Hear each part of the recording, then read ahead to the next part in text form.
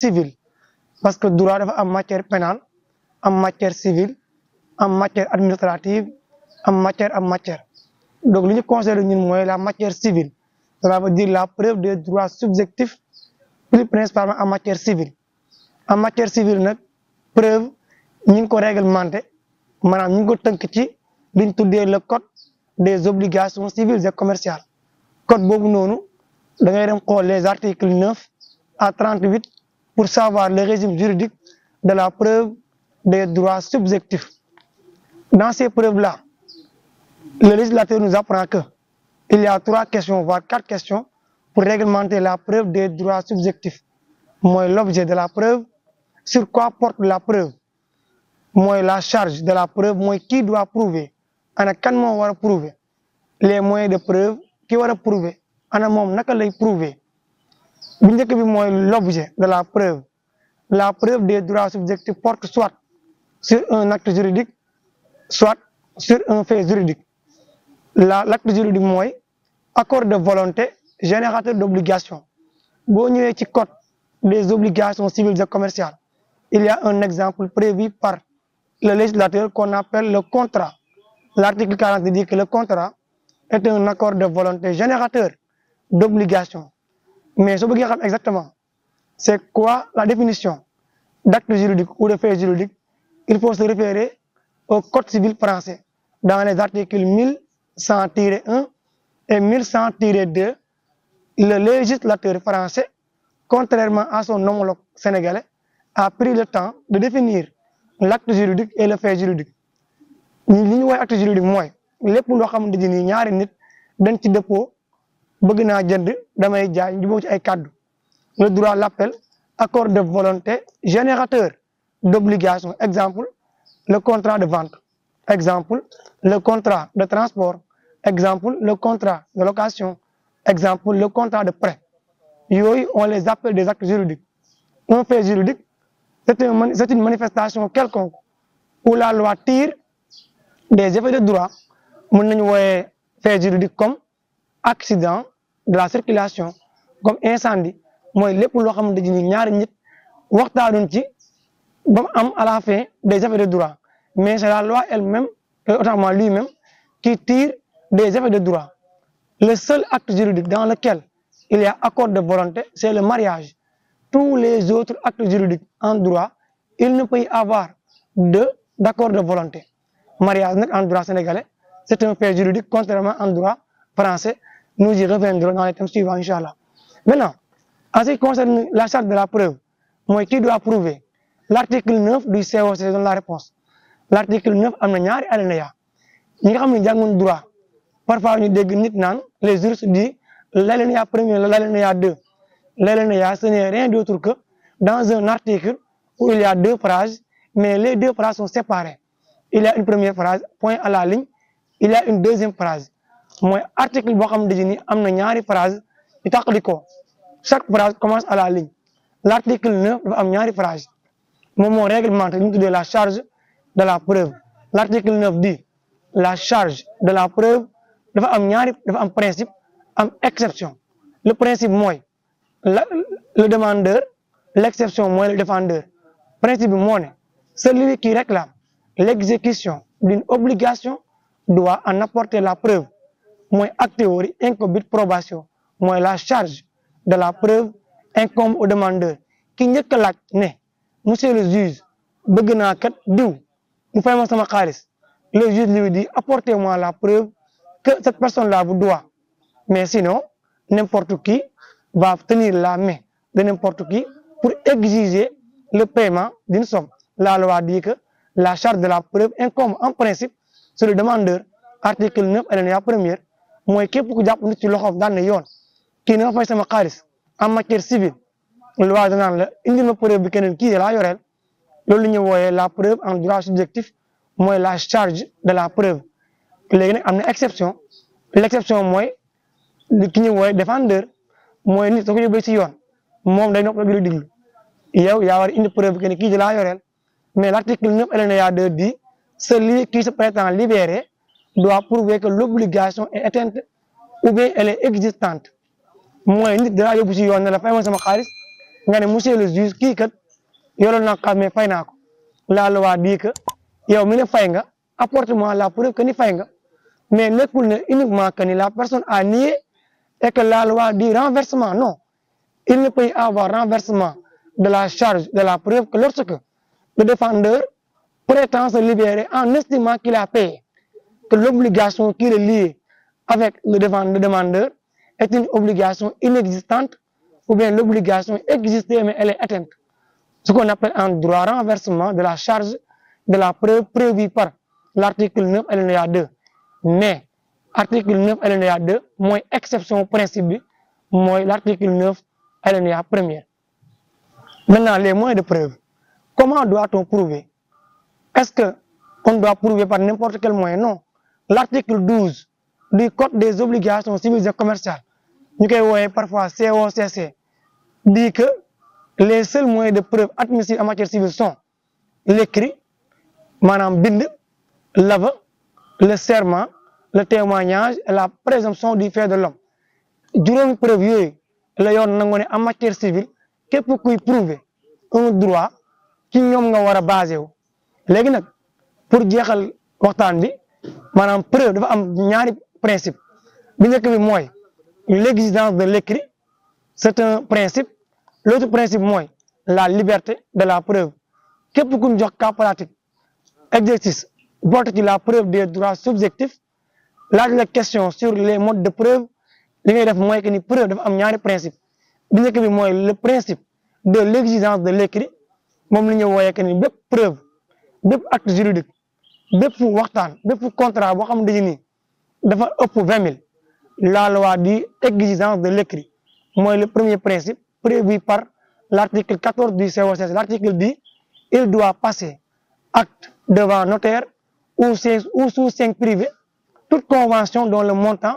excède de 20 000. loi nee na dañuy exiger écrit dañuy wax nit ñi ne leen apportez-nous la preuve par un écrit su fekkee ne yéen li ngeen di werante dafa nekk acte juridique mooy li ma leen waxoon loo xam ne ni waxtaan la ci ñaari nit mu am des effets de droit acte juridique te montant bi maanaam jënd beeg jaay bi ëpp na 20 000 soo xëyoon dem marché Sandaga nga jënd ñaari jën jëndee ko 15 000 la loi dit non non n'écrivez pas mais boo jëndee ñaari jën jëni ëpp 20 000 la loi dit existence de l'écrit loolu la ñu wooyee le principe de l'existence de l'écrit waaye nag am nay exception beneen principe bi mooy le principe de la liberté de la preuve mooy loi dana la les modes de preuve que j'ai établis dans l'article 12 du COCC la personne peut utiliser n'importe lequel su fekkee ne la personne elle doit prouver ce qu'on appelle un fait juridique parce que la preuve des faits juridiques le principe est posé par l'article 13 du COCC qui dit que la preuve des faits juridiques est libre. Cela veut dire que la personne peut apporter la preuve par n'importe quel moyen. Léegi nag li ñu tuddee principe yooyu noonu bu nekk ci ñoom am nga exception chacune de ces deux principes est assorti d'exceptions. Le principe de l'existence de l'écrit a 3 exceptions mooy l'exception prévue par l'article 15 du COCC, l'article 13 du COCC et l'article 16 du COCC. L'exception prévue en matière de faits juridiques qu'on appelle liberté de preuve, il n'y a qu'une seule et unique exception et que l'exception même est prévue dans le code de la famille, article 29 du code de la famille. Loolu mooy principe de l'écrit, loolu mooy principe de la liberté de la preuve ak bu nekk ci ñu am exception. Dañu commencer sur le principe de l'existence de l'écrit indi 3 exceptions bi ci njëkk mooy en cas d'impossibilité matérielle ou morale.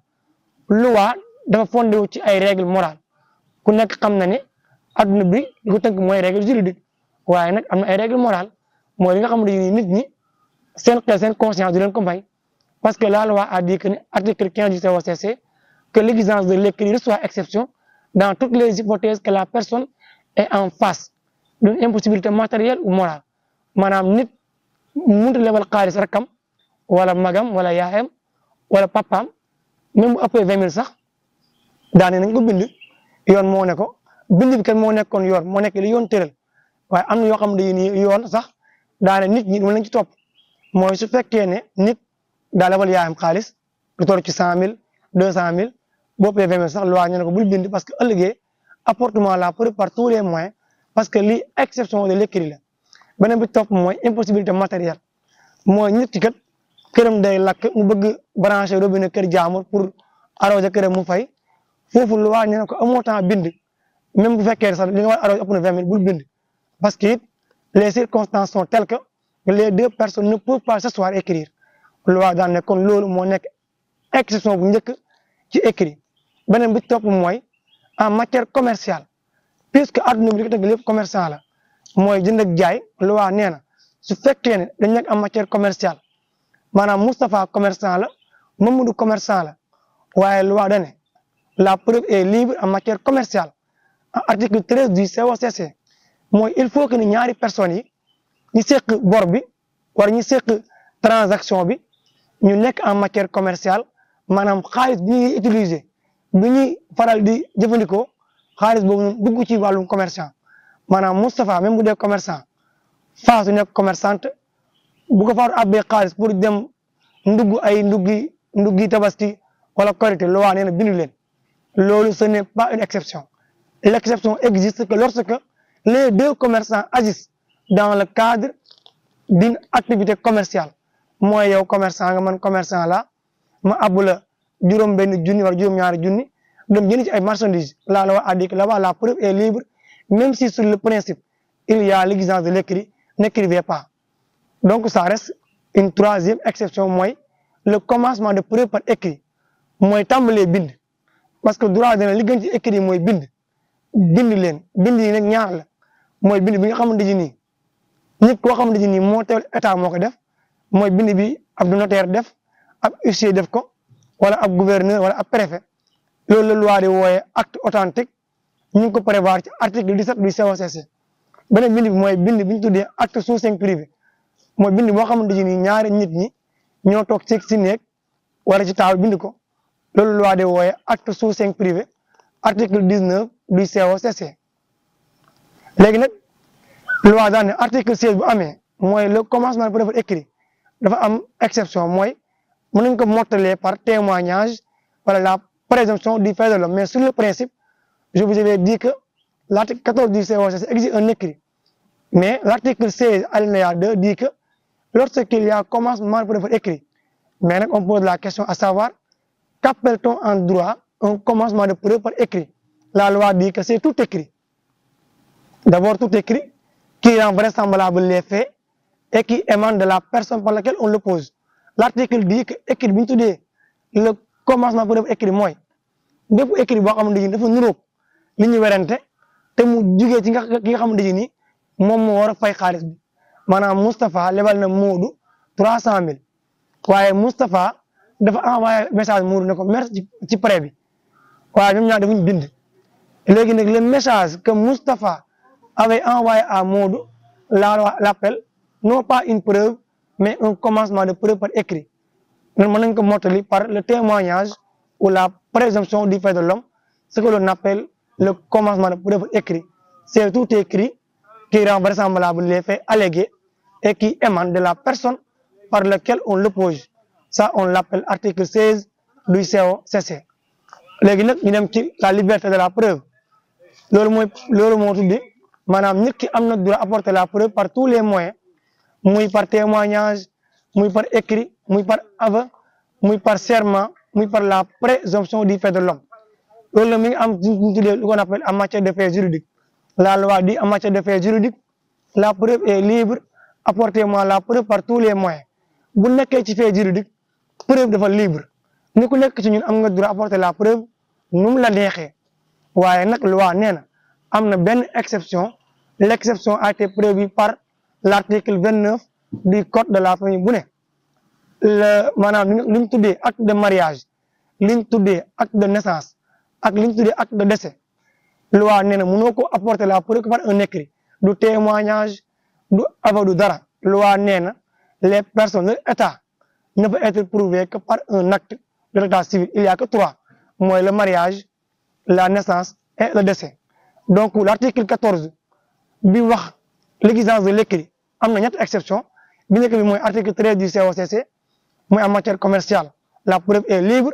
même si le montant excède de 20 000 à la condition que les deux commerçants agissent dans le cadre d'une activité commerciale en matière d'impossibilité matérielle ou morale. Moi, dans toutes les hypothèses où les deux parties sont liées par des relations morales, les relations familiales, les relations amicales de longue durée, les relations parentales, la relation père-mère, la relation mère-enfant, ces relations, la loi dit que l'écrit n'est pas exigé parce qu'on prend en compte la conscience humaine. Le commencement de preuve écrit. Article 16 du alinéa 2 du COCC. C'est tout écrit qui rend vraisemblable les faits allégués et qui émane de la personne par laquelle on l'oppose. À côté, nous avons le principe